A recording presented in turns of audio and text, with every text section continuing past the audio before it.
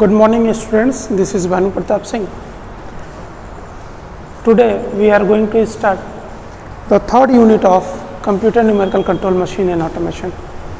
बेटा इस लेक्चर में हम पार्ट प्रोग्रामिंग के बारे में डिस्कस करेंगे और पार्ट प्रोग्रामिंग डिस्कस करते हुए हम देखेंगे various G codes M codes क्या हैं और पार्ट प्रोग्रामिंग के फॉर्मेट्स क्या क्या हैं। मतलब बेसिकली जो कंप्यूटर न्यूमेरिकल कंट्रोल मशीन को ऑपरेट करने के लिए प्रोग्राम की ज़रूरत पड़ती है, यानी कि प्रोग्राम मतलब क्या कि सेट ऑफ इंस्ट्रक्शन, उस सेट ऑफ इंस्ट्रक्शन के बारे में हम डिटेल्स यहाँ से यानी कि जिस प्रोग्राम के बारे में हम डिटेल में इस चैप्टर में पढ़ेंगे। This chapter will cover all the part programming related to computer numerical control machine and automation. तो चलिए स्टार्ट करते हैं। इसमें ऑब्जेक्टिव क्वेश्चन हम नहीं कराएंगे, ऑब्जेक्टिव क्वेश्चन हम जब फोर्थ यूनिट यानी कि देखते हैं, अगर टाइम परमिट्स होती है, लेक्चर्स ज़्यादा लॉन्ग हो जा रहा है तो अगर कम टाइम में अगर फिनिश हो जाएगा तो हम इसके ऑब्जेक्टिव क्वेश्चन भी कराएंगे, नहीं तो हम फोर्थ यूनिट ख़त्म करने के बाद पार्ट प्रोग्रामिंग के यानी कि यूनिट थर्ड के और यूनिट 4 के जो चैप्टर हैं वो ऑब्जेक्टिव उसके यूनिट थर्ड और यूनिट 4 के ऑब्जेक्टिव क्वेश्चन को हम अगले लेक्चर्स में कवर कर लेंगे। ठीक है, चलिए शुरू करते हैं। तो part programming unit third. Part programming क्या है बेटा? तो सबसे पहले पार्ट प्रोग्रामिंग जो सेट ऑफ इंस्ट्रक्शन है, पार्ट प्रोग्रामिंग क्या इंक्लूड करता है? तो ज्योमेट्रिकल डेटा या ज्योमेट्रिक डेटा इंक्लूड करता है उस पार्ट के बारे में जिस पार्ट की हमें मैन्युफैक्चरिंग करनी होती है। मतलब उसमें क्या क्या इन्फॉर्मेशन होती है? कटिंग टूल के मूवमेंट का इन्फॉर्मेशन होता है, कटिंग टूल का मूवमेंट का इन्फॉर्मेशन होता है किसके रेस्पेक्ट में? तो वर्क पीस यानी कार्यखंड के रेस्पेक्ट में। कार्यखंड के रेस्पेक्ट में जो कटिंग टूल का मूवमेंट का इन्फॉर्मेशन होता है, मूवमेंट या मोशन का जो इन्फॉर्मेशन होता है वो पार्ट प्रोग्रामिंग में इंक्लूड रहता है। बेसिकली जो मशीन होती है वो सेट ऑफ इंस्ट्रक्शंस को रिसीव करती है। The machine receives instruction as a sequence of block. अब ये ब्लॉक क्या है? तो ब्लॉक बेटा, ब्लॉक में एक सेट ऑफ प्रोग्राम कंप्लीट होता है जिसको हम ब्लॉक कहते हैं। आगे बताऊंगा, एक्सप्लेन करूंगा। जो कमांड सेट के कमांड को कंटेन करते हैं, इंक्लूड करते हैं और पैरामीटर्स जैसे स्पीड, फीट और भी डेप्थ ऑफ कट या उससे रिलेटेड जो इन्फॉर्मेशन है उसको इंक्लूड करते हैं। तो जो मशीन होती है बेसिकली वो मशीन क्या करती है? उस सीक्वेंस, उस ब्लॉक में प्रोग्राम के सीक्वेंस या प्रोग्राम के सीक्वेंस को रिसीव करती है जिसमें ये सारे पैरामीटर्स या कमांड्स इंक्लूड होते हैं जैसे speed, feed, depth of cut, rotation, revolution, सारी चीज़ें इंक्लूड रहती हैं। एक ब्लॉक क्या होता है? एक लाइन होता है कोड का। एक ब्लॉक एक कोड का लाइन होता है पार्ट प्रोग्रामिंग में, है ना।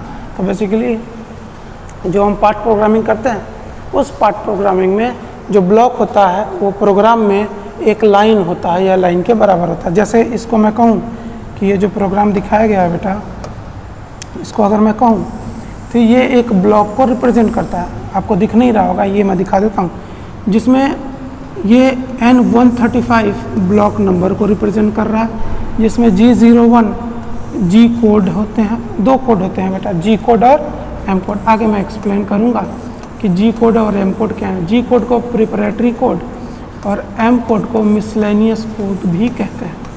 तो दो तरह के कोडों से प्रोग्रामिंग की जाती है, पार्ट प्रोग्रामिंग की जाती है computer numerical control machine and automation में, और यही दोनों कोड्स इंक्लूड रहते हैं।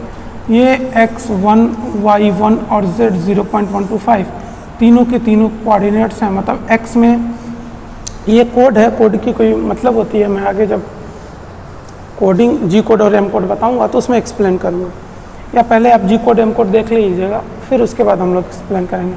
ये एक्स, वाई और जेड में मूवमेंट है, ये टूल नंबर है, और ये F5.0 स्पेशल फंक्शन होता है, कितना फीड या डेप्थ ऑफ कट या कितनी स्पीड हम रख रहे हैं। ठीक है ना बेटा।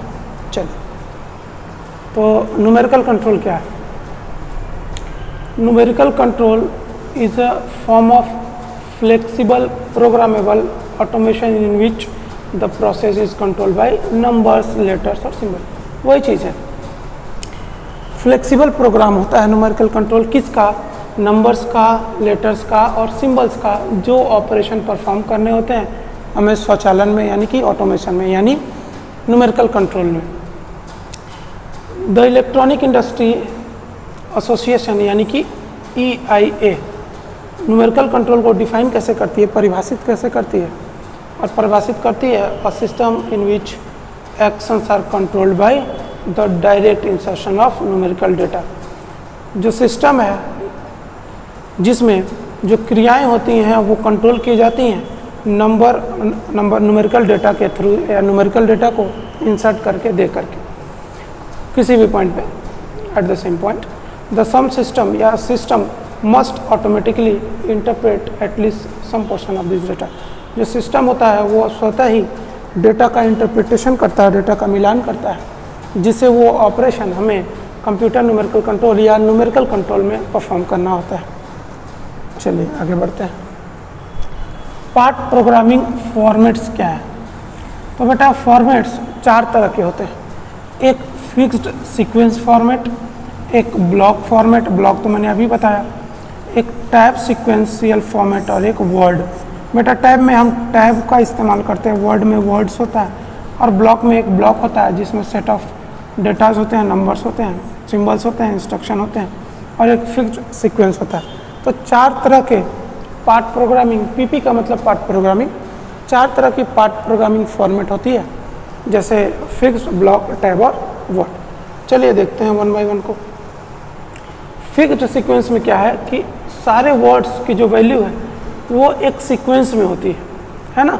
ब्लॉक में क्या है कि जैसे ब्लॉक में fixed sequential with tab ignore किया जाता है, specifies which words will be used with in a block. एक ब्लॉक में सारे वर्ड्स का इस्तेमाल किया जाता है, एक ब्लॉक होती है जिसमें सारे वर्ड्स का इस्तेमाल हम करते हैं, जिसको हम क्या कहते हैं, ब्लॉक एड्रेस। टैब एड्रेस में क्या होता है, टैब का इस्तेमाल करते हैं वैल्यू की जगह पे, है ना, और वो उस सीक्वेंस में ही, शब्दों के सीक्वेंस में ही टैब का इस्तेमाल करते हैं वैल्यू की जगह, जिसको हम टैब आपके कीबोर्ड में दिखेगा, टैब का इस्तेमाल करते हैं। वर्ड क्या है, वर्ड एड्रेस क्या है, कैरेक्टर्स होता है जो वैल्यू को स्पेसिफाई करता है। कुछ कैरेक्टर्स होते हैं, लेटर्स होते हैं जो वर्ड के थ्रू स्पेसिफाई करते हैं उस प्रोग्राम को, कुछ टैब के थ्रू, कुछ ब्लॉक में होते हैं और कुछ फिक्स सीक्वेंस होता है। इन्हीं 4 तरह के numerical control part programming formats होते हैं।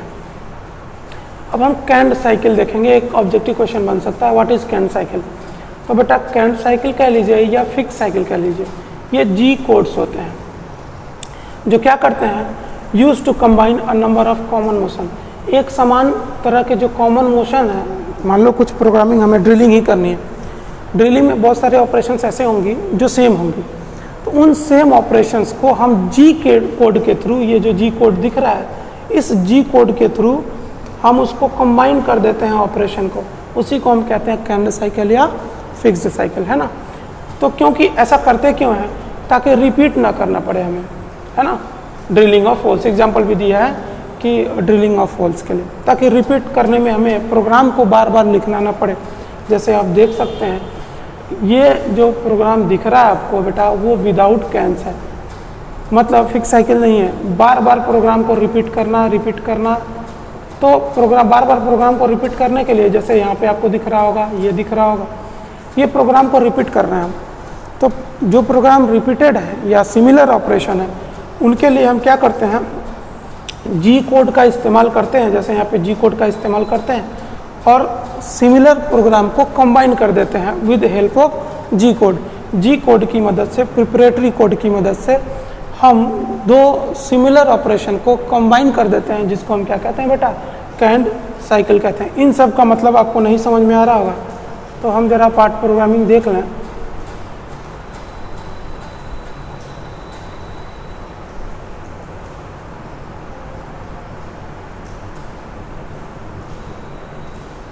एक सेकेंड, मुझे थोड़ा सा ब्रेक दीजिए, इसमें पार्ट प्रोग्रामिंग कुछ वर्ड्स पहले डाल दूंगा।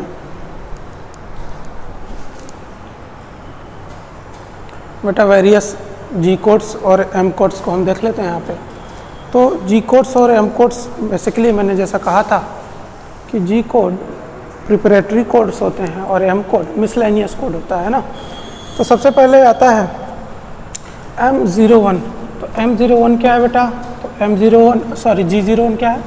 लीनियर इंटरपोलेशन के लिए हम G01 का इस्तेमाल करते हैं। अगर हम G02 देते हैं बेटा, एक चीज़ और कि जो अगर पार्ट प्रोग्रामिंग चैप्टर से या CNC मशीन एंड ऑटोमेशन से अगर कुछ इम्पोर्टेंट है तो ज़्यादातर इम्पोर्टेंट बेटा यही कोड है, G कोड और M code. Most of the question will solve by this preparatory code and miscellaneous code. मतलब G कोड और M कोड की मदद से कंप्यूटर न्यूमेरिकल कंट्रोल मशीन का एंड ऑटोमेशन का सारा क्वेश्चन, मतलब most of the question solve हो जाता है, क्योंकि ज़्यादातर चीज़ें ऑब्जेक्टिव जो क्वेश्चन बनते हैं वो G कोड और M कोड से ही रिलेटेड बनते हैं, क्योंकि इसमें चांसेस क्वेश्चन बनने के ज़्यादा हैं पार्ट प्रोग्रामिंग में। ठीक है, चलिए देखते हैं। G02 का अगर हम इस्तेमाल कर रहे हैं तो वो सर्कुलर इंटरपोलेशन क्लॉकवाइज है। इसी तरह से अगर हम G03 का इस्तेमाल कर रहे हैं तो वो सर्कुलर इंटरपोलेशन एंटी क्लॉकवाइज होगा, है ना। सर्कुलर इंटरपोलेशन एंटी क्लॉकवाइज होगा। इसी तरह अगर हम G04 का इस्तेमाल करें तो G04 हम इस्तेमाल करते हैं डुअल के लिए, है ना। कोई ऑपरेशन नहीं होता है डुअल में। जब आप कैम की डिज़ाइनिंग करेंगे तो डुअल ऑपरेशन देखेंगे। क्या होता है?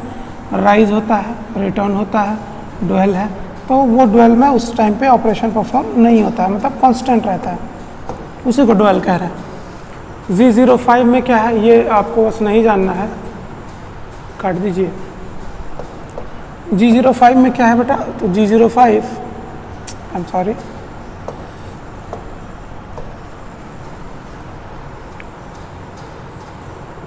चलिए कोई नहीं, आप G05 को ही समझिए।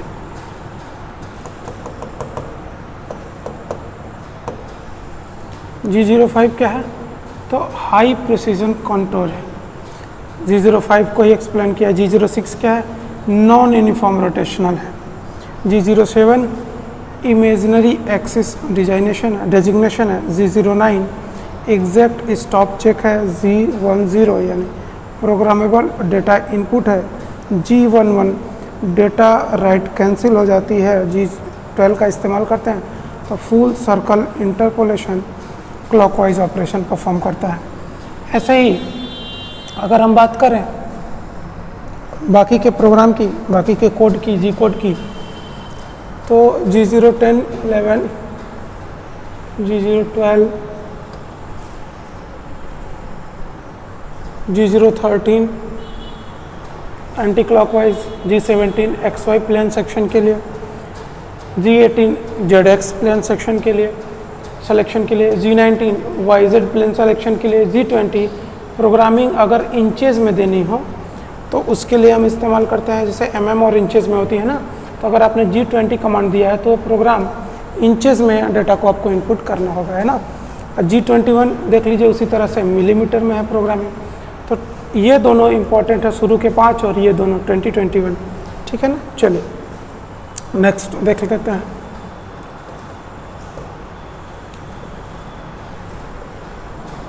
थोड़ा सा बेटा वेरी कर जा रहा है।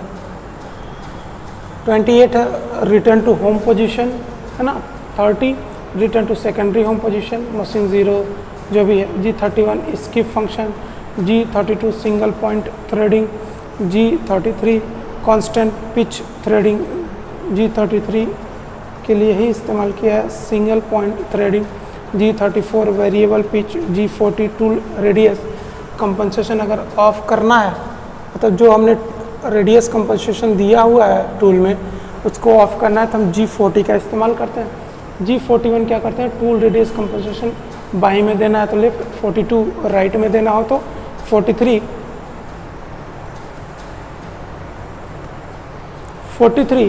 टूल हाइट ऑफसेट कंपनसेशन अगर नेगेटिव देना है तो। इसी तरह से G44 पॉजिटिव देना है तो G45 axis offset single increase करना है तो G46 एक्सिस ऑफसेट सिंगल देना है तो घटाना है, G47 एक्सिस ऑफसेट डबल बढ़ाना है, G48 एक्सिस ऑफसेट डबल घटाना है, G49 tool length offset compensation cancel करना है, G50 define the maximum spindle speed को डिफाइन करती है, G50 सीलिंग फंक्शन कैंसिल भी होती है, G50 पोजीशन रजिस्टर भी होती है, डिपेंड ऑन द प्रोग्राम कि कौन सा हम प्रोग्रामिंग किस पार्ट के लिए कर रहे हैं। बट ऐसे ही हैं सारे जी कोड्स, एक बार आप देख लीजिएगा। G71 फिक्स साइकिल्स के लिए इस्तेमाल होते हैं। ये ज़्यादातर इम्पोर्टेंट नहीं है, लेकिन लास्ट वाले जो टर्म्स हैं मैं दिखाता हूँ आपको। ये G80 cancel canned cycle, G81 is simple drilling cycle, G82 drilling cycle with dwell, G83 peck drilling, G84 tapping cycle, G90 absolute programming. ये इंपॉर्टेंट है। G90 अगर एब्सोल्यूट प्रोग्रामिंग करते हैं, कल मैंने बताया था ना कि इंक्रीमेंटल एब्सोल्यूट क्या है, वही है। चलिए आगे देखते हैं, कुछ बचे होंगे जी में। देखिए G91 इंक्रीमेंटल के लिए, G92 पोजीशन रजिस्टर जो 92, थ्रेड साइकिल के लिए 94, फीड रेट पर मिनट के लिए 95, feed rate per revolution, feed rate per revolution में G96 constant surface speed, G97 constant spindle speed, G98 ये जो 97, 98, 99 है बेटा, ये ज़्यादा इम्पोर्टेंट है, ये ज़्यादा पूछे जाते हैं। 97 constant spindle speed, 96 constant surface speed, 98 return to initial Z level in can cycle, 98 return to initial बस समझिए आप, 98 feed rate per minute, 99 return to R level या return, G99 feed rate per revolution. ये सारे जी codes हैं। इसी तरह से हमारे एम कोड्स भी हैं बेटा। एम कोड्स को थोड़ा देख लेते हैं एक बार। एम फंक्शन मिसलेनियस फंक्शन होता है, जी फंक्शन प्रिपरेटरी फंक्शन होता है। तो एक क्वेश्चन बन सकता है, दो क्वेश्चन बन सकते हैं basically. Which one is miscellaneous function या मिसलेनियस कोड, तो वो बेटा एम कोड्स होते हैं। और which one is preparatory code, तो वो बेटा जी कोड्स होते हैं। ठीक है ना। चलिए आगे बढ़ते हैं। इसमें ज़्यादातर क्वेश्चन एम से पूछे जाते हैं क्योंकि मिसलेनियस फंक्शन को रिप्रेजेंट करता है। तो अगर ज़्यादातर क्वेश्चन एम कोड से पूछे जाते हैं तो शुरू के 10 यानी कि 9, जैसे M00 प्रोग्राम को स्टॉप करना है तो M01 ऑपरेशनल प्रोग्राम अगर स्टॉप करना है तो मतलब जो ऑप्शनल प्रोग्राम, सॉरी, जो प्रोग्राम हमने ऑप्शन में दिया हुआ है अगर उसको स्टॉप करना है तो M01 का इस्तेमाल करता है। M02 एंड ऑफ प्रोग्राम के लिए इस्तेमाल करते हैं। M03 spindle start forward clockwise के लिए इस्तेमाल करते हैं। M04 spindle start anti clockwise या रिवर्स काउंटर क्लॉकवाइज के लिए इस्तेमाल करते हैं। M05 स्पिंडल स्टॉप के लिए करते हैं। ये इंपॉर्टेंट है ये दोनों। M08 कूलेंट ऑन और ये भी इम्पोर्टेंट। M09 coolant of. ये इतना इम्पोर्टेंट नहीं है, फिर भी आप देख लीजिएगा एक बार, मैं नेक्स्ट आपको दिखा दूँ। इम्पोर्टेंट नहीं है का क्या मतलब बेटा, अगर क्वेश्चन वो बनाना चाहेगा तो वो बना सकता है ना, लेकिन ये जो शुरू के आपके दिख रहे हैं M9 तक वो इम्पोर्टेंट है, M09 तक है ना। कूलेंट अगर ऑन करना है तो आप क्या कोड देंगे, पूछेगा which one is for coolant on तो M08, which one is for coolant of M09। ये क्वेश्चन बनते हैं, बन रहे हैं, है ना। तो आगे बढ़ते हैं। मिसलेनियस फंक्शन के लास्ट में थोड़ा देख लेते हैं। यह जो इम्पोर्टेंट है उसको कोड आप एक बार पढ़ सब लीजिएगा, लेकिन शुरू के 10 और लास्ट के 10 तो इम्पोर्टेंट है।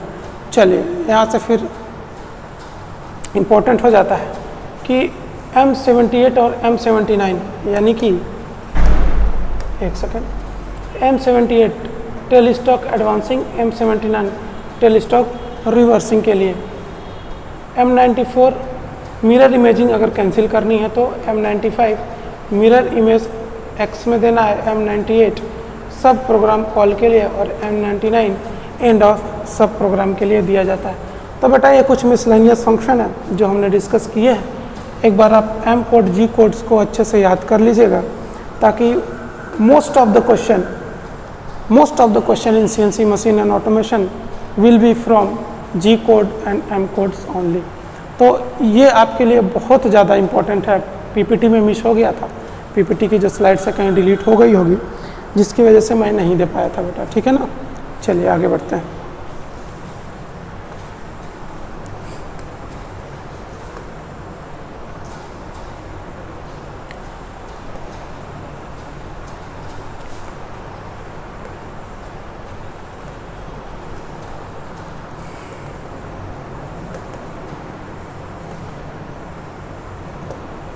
थोड़ा सा समय लेंगे बेटा ऑन होने में, ओपन होने में, इंपोर्ट करने में टाइम लगता है। तो जी कोड और एम कोड से आप तैयारी अच्छे से कर लीजिएगा। बेसिकली बेटा शुरू के टॉप 10 और लास्ट के टॉप 10, मतलब बॉटम 10 और टॉप 10, जी कोड हो या एम कोड हो, दोनों इम्पोर्टेंट है।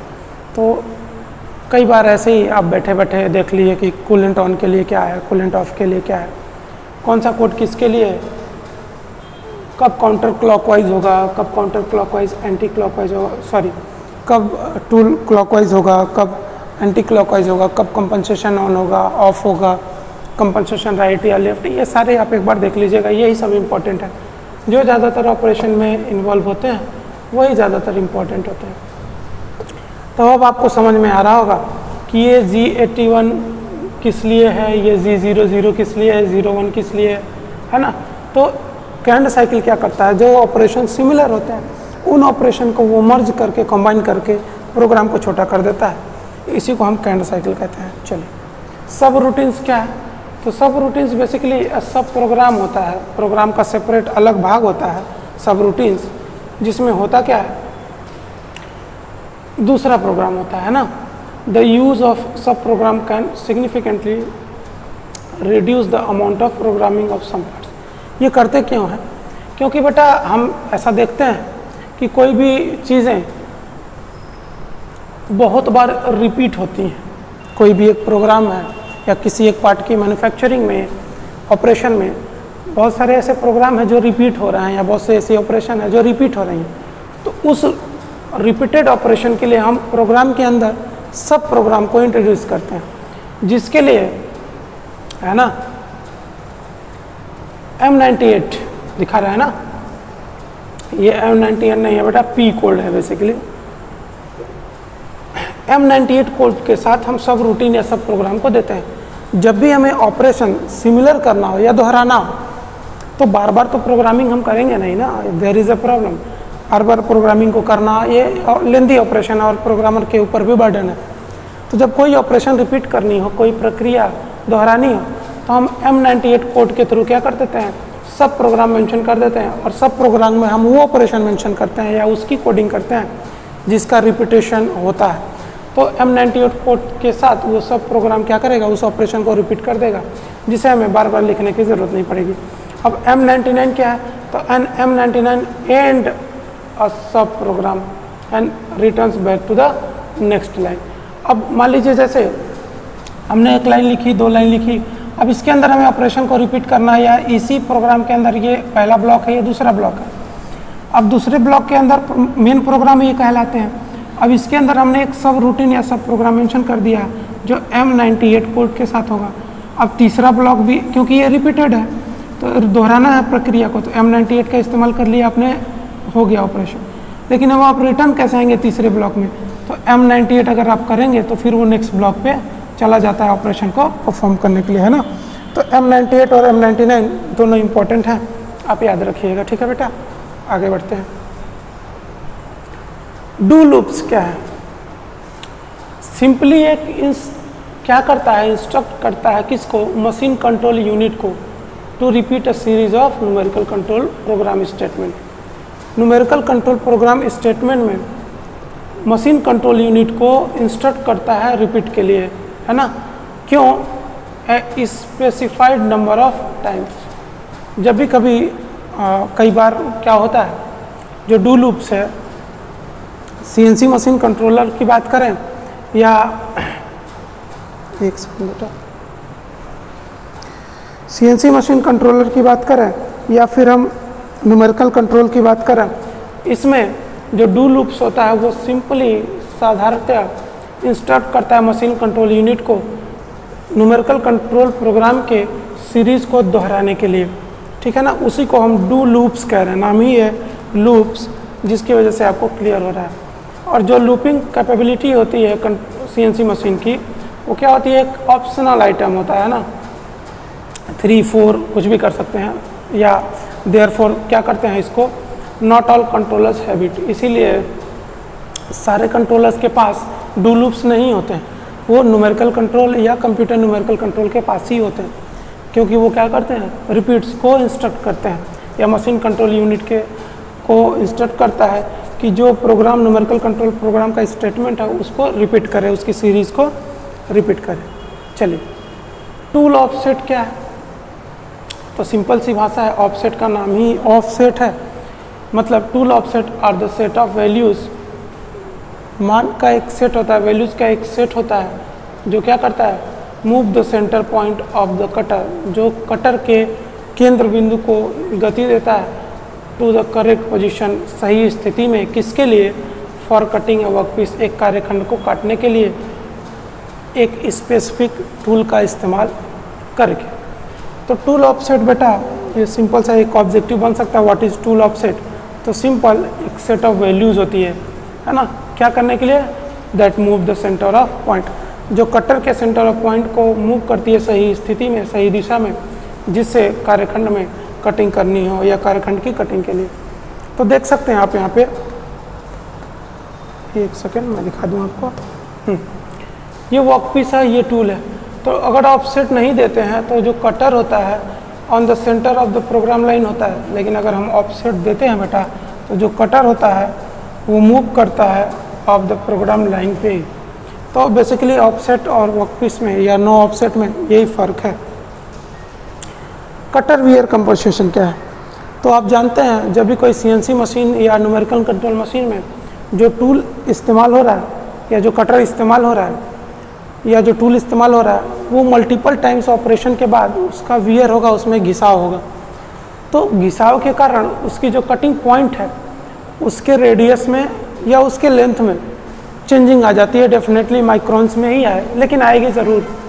मान लीजिए कोई एक प्रोडक्ट, एक टूल है, अगर 100 प्रोडक्ट को बना चुका है तो 100 प्रोडक्ट बनाने के बाद जो उसका एक ड्रिल मशीन को ही ले लीजिए, अगर ड्रिल मशीन का डाया मान लीजिए 2.35 mm है या 3 mm है, टॉलरेंस के साथ 3 ± 0.02 mm है, तो क्या वो 100 प्रोडक्ट या 100 प्रोडक्ट ड्रिल करने के बाद या 1000 टाइम्स ड्रिल करने के बाद, 1000 बार ड्रिल करने के बाद क्या उसका डाया सेम होगा? बिल्कुल नहीं होगा, चेंज हो जाएगा। अब जब आप 1001 प्रोडक्ट बनाएंगे, 1000 तो बनाया तो ठीक है, मान लेते हैं उसकी रिलायबिलिटी या उसमें वियर 1000 प्रोडक्ट तक नहीं हुआ, लेकिन अब जब आप 1001 प्रोडक्ट बनाएंगे, 1001वां प्रोडक्ट बनाएंगे तो उसका रेडियस क्योंकि चेंज हो गया होगा, जिसकी वजह से जो डायमेंशनल एक्यूरेसी है उस प्रोडक्ट की वो नहीं बन पाएगी। हमें प्रोडक्ट बनाना था 12 mm का, बनेगा 12.05 mm का। तो जिसकी वजह से हम क्या करते हैं, जो कटर है उसमें कंपनसेशन देते हैं, यानी कि वियर में कंपनसेशन देते हैं। अब है क्या, जस्ट लाइक इन कंट्रोल, है ना, ठीक उसको कंट्रोल करने के लिए ही compensation type the output code wear for wear compensation includes G41। अब दो कोड्स हमने बताए थे प्रिपरेटरी कोड्स में, G41 और G42, है ना। तो G41 किसके लिए था? राइट में अगर कटर कंपनसेशन राइट में देना हो तो G41 था, और वही कटर कंपनसेशन अगर लेफ्ट में देना हो तो G42 था, है ना। अगर कटर कंपनसेशन कैंसिल करना हो तो उसके लिए भी मैंने बताया आपको।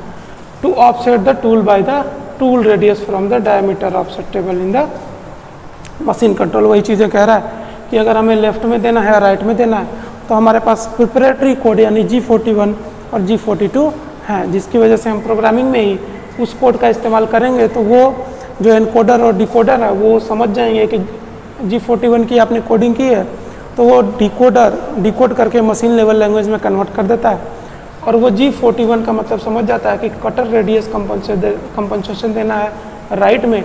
अगर आपने G42 की कोडिंग की है तो वो बता देगा या मशीन लेवल में कन्वर्ट कर देगा मशीन कंट्रोल यूनिट कि G42 का मतलब है कि कटर वियर कंपनसेशन लेफ्ट में देना है।